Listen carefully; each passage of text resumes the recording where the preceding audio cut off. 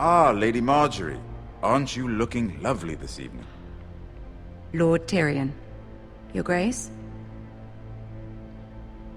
With your permission, allow me to introduce Lady Meça of House Forrester.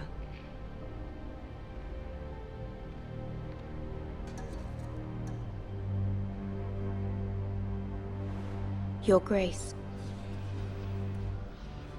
The girl knows her courtesies. Impressive. You may rise. House Forrester is a northern house loyal to the king. Are they? I beg your pardon, Your Grace. I wasn't talking to you. I want to hear from the girl. Is your family loyal to the king? Perhaps you should ask the new Lord Forrester. He's not here, is he? She is. Yes, Your Grace. To the one true king. The one true king. Yet she didn't say which. The girl is clever. She only meant... I don't care what she meant. I care what she said. I won't stand for impertinence from a girl of the North. If you would give her the chance to explain... Perhaps she can explain why the Forresters have been loyal bannermen to House Stark for centuries. A house of traitors.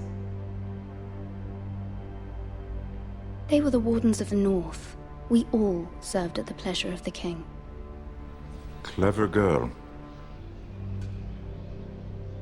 Perhaps too clever for her own good. And she would have us believe she didn't know which king she served. Is your house willing to swear fealty to your new liege lord, Roose Bolton? He is the Warden of the North, Your Grace. He is. And I the Queen Regent and Tyrion the Master of Coin. The girl has a remarkable talent for answering questions while in fact saying nothing at all. Old allegiances are not easily abandoned. But now that the war is over, we must look to rebuild and forge new alliances. There are ships and shields to be built, and Joffrey will need a steady supply of ironwood for his armies. I'm told there are others who would happily serve that purpose, but I trust we can rely on House Forrester. Forster Ironwood does seem rather unique. Our talent is unrivaled, Your Grace. Forrester Ironwood is highly sought after in the Seven Kingdoms. So I'm told. It would be a shame to see it fall into the hands of another house. I imagine you'd do almost anything to prevent that from happening, wouldn't you? Ask any Lannister, and they'd do whatever was necessary to save Casterly Rock. It would be unfortunate to see another house lay claim to what's yours. Yes, Your Grace. I would do anything.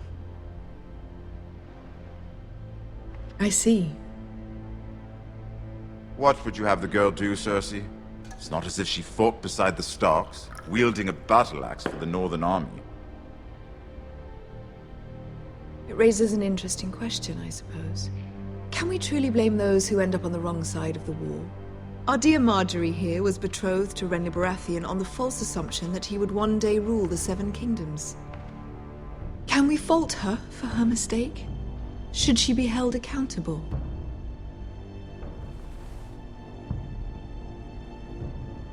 I won't judge her, Your Grace. I wasn't there. I didn't face her decisions. Aren't you a delightful girl? If only one could flit through life without ever holding an opinion of their own. If there's a point to this, I hope you find it quickly. Loyalty can be such a hard thing to define.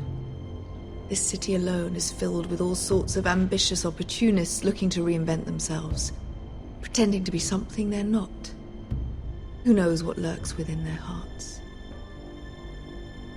You are a girl from the north, here in service to Lady Marjorie. One can only assume her interests are yours.